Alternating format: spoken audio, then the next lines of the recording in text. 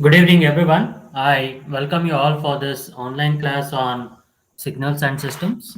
Let us start with the fundamentals here and let us move with the concepts what I'll be teaching and how you are going to apply the suitable Z transform properties, and we'll be discussing about the inverse Z transform also. Okay, so let us start right now with the fundamentals. So, what is the Z transform of a unit step signal? Can anyone in the meeting let me know what is the Z transform? Z transform of U of n, it is Z divided by Z minus 1. So, where mod Z, its ROC is greater than 1. Next, you have Z transform of U of n minus 1. So, how will we write Z transform of U of n minus 1? We'll be having z divided by z minus 1, and we are having it resembling the form u of n minus n naught. N naught value is 1. We'll be writing z power minus 1. So we will have 1 divided by z minus 1, which is there. So the z transform of u of n minus 1 can be written as 1 divided by z minus 1, where mod z is greater than 1 again. So that is the time shifting property that is applied here. Okay, so next we have convolution.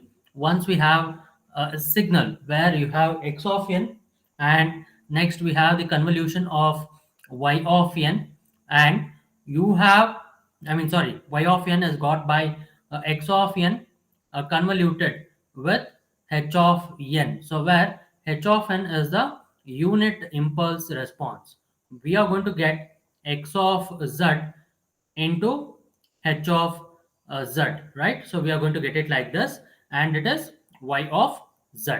Got it? So this is how we are going to obtain the given function, that is in terms of z, where we have y of z that would be equal to x of z into h of z.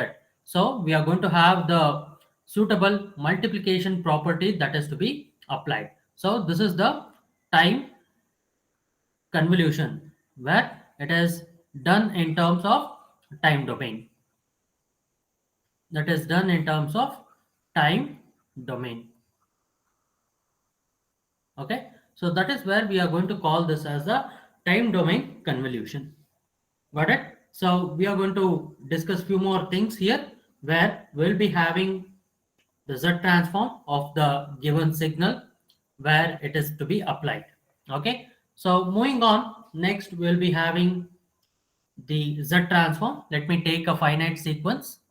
So x of n being 5, 2, minus 2, 1, 1, and minus 3. So we have the arrow mark here at minus 2. What do you mean by arrow mark at minus 2? You have n is equal to 0.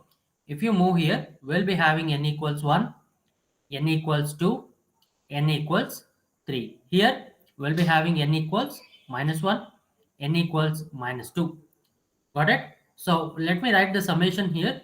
Sigma n equals minus 2 to n equals 3, where we are going to have x of n z power minus n.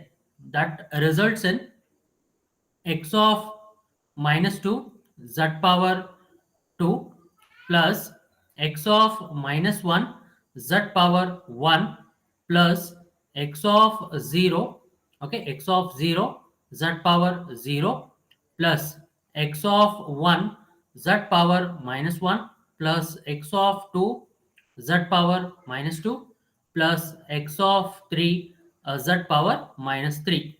Now we are going to have x of minus 2, that is 5 z squared plus 2z plus of minus 2, that is there, plus x of 1, 1 into z inverse plus 1 into z power minus 2 plus of minus 3 z cube, that is that. So we are going to have 5z squared plus 2z minus 2 plus z inverse plus z to the power minus 2 minus 3 z to the power minus 3. So this is minus 3. So we are going to have the mod z less than infinity, and the ROC lies between 0 to infinity. So the ROC lies between 0 and infinity. ROC lies between lies between z equals 0 and z equals infinite. So we are going to have a region of convergence like this. Okay, so that is where we are going to obtain. Got it?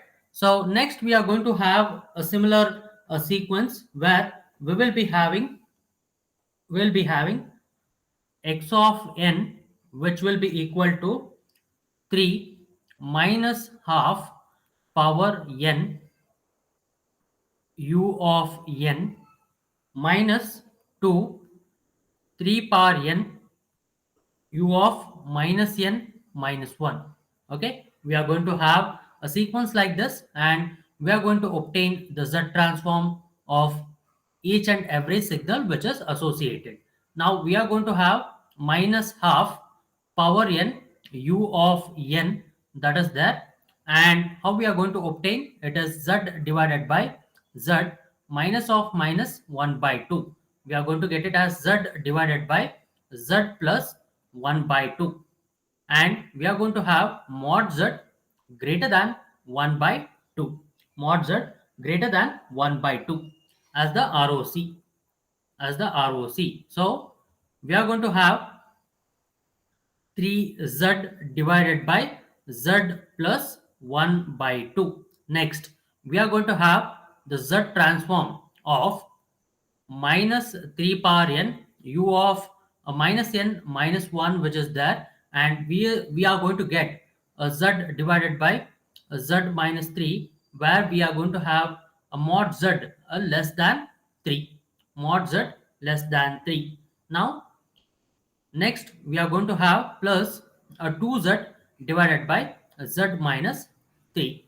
Next, I want to find out the effective ROC, or the intersection of ROCs that can be done, where it is mod z greater than 1 by 2 and mod z less than 3. So we are going to have an intersection of these ROCs which are there, and we are going to find out a mod z less than 3, and we are going to find the ROC written like this. So that is the region of convergence, where you have half less than mod z less than 3.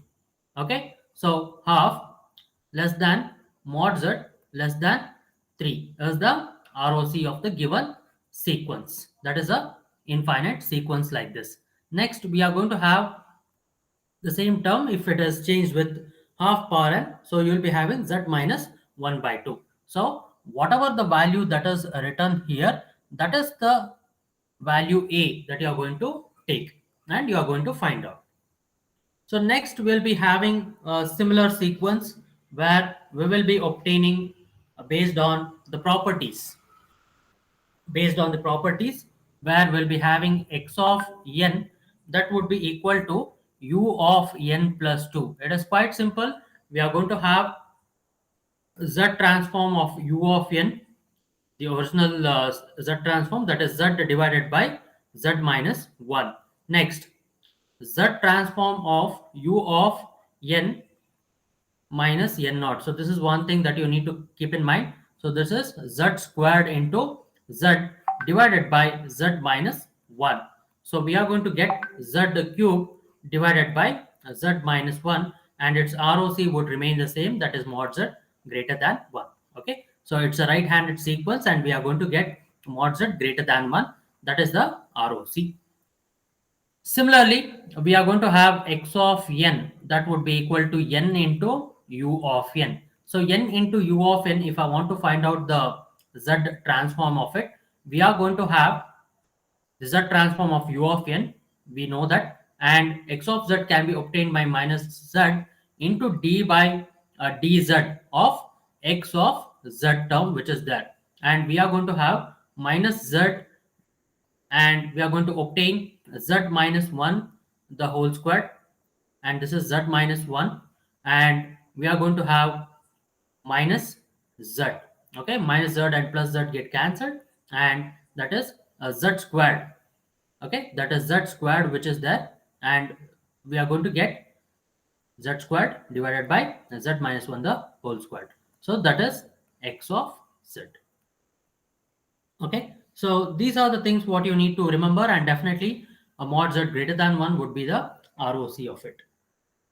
Yes, so moving on to the next one, we have the term what we generally discussed, and we will be having the concepts which are there. And moving on, we are about to discuss the inverse z transform.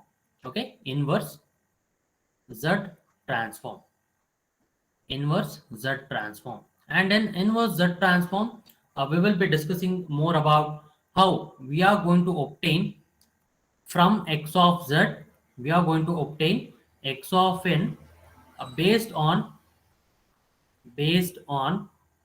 region of convergence which is given, region of convergence which is given. So based on the region of convergence, we are going to find out from x of z by applying inverse z transform, we are going to find out a discrete time signal that is x of n. So you will have x of z, and you need to perform a given a method from a given method. So we have a long division method, we have long division method. Next we are going to have, just after the long division, we have the power series method, we have the power series method. So next we are going to have the partial fraction method. So one thing which is easier is the partial fraction method, and next the long division method, and in case if it is needed, we'll be going for power series method. So long division method and power series method is a more or less like an infinite thing what we are going to get it. So we'll be having the continuation of z terms which are there, the function of z, and later the power series expansion also will be having the infinite summation what we are going to get. And partial fraction method is quite easy, and it is entirely based on the region of convergences where we are going to decide what is the discrete time signal that is x of n. So moving on, let us study more about this partial fraction method. So this is a partial fraction method what I'll be covering, one of the problem which is quite easy to solve it, the partial fraction method, the partial fraction method. So moving on, I have x of z where it is given by, z plus 1 divided by 3z squared minus 4z plus 1, and its ROC is having mod z greater than 1. So let us begin with the first step here. So you need to get x of z by z first. Why? At the end, we need it in terms of z, and we are going to have x of z by z. So let us divide. If I don't have any term like this z here, so I can divide it by 3 z squared minus 4z plus 1, and we are going to have z here along with it. So what I'm going to talk about here in this uh, solution to the given z transform method is I have z plus 1 divided by 3z. Okay, so we are going to take z minus 1 by 3 into z plus uh, z minus 1, sorry. So z minus 1 by 3 and z minus 1. So we are going to find out the constants, that is a divided by z minus 1 by 3 plus b divided by z plus c divided by z minus 1. So I can take it as a by z, or whichever the constant that you want, you can take it. So this is obtained by the partial fraction method. This is obtained by the partial fraction method. Okay, so this is the partial fraction method where I say that the roots are real and distinct. Roots are real and distinct. Roots are real and distinct. So once I have these roots are real and distinct, I want to find out what is a, b, and c, the constants. So to find a, b, and c, the constants.